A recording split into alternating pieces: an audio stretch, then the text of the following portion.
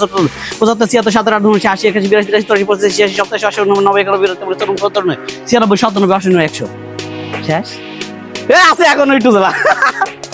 তো যাই হোক এবারও কিন্তু জিশানি জয়যুক্ত হয়েছে, কারণ আমার 100 বলা শেষ, তার মুখের সন্দেশ শেষ। তো দেখা গেলাম যে সে সন্দেশ খাইতে পারে। এই সন্দেশগুলো আমার তরফ থেকে থাকছে।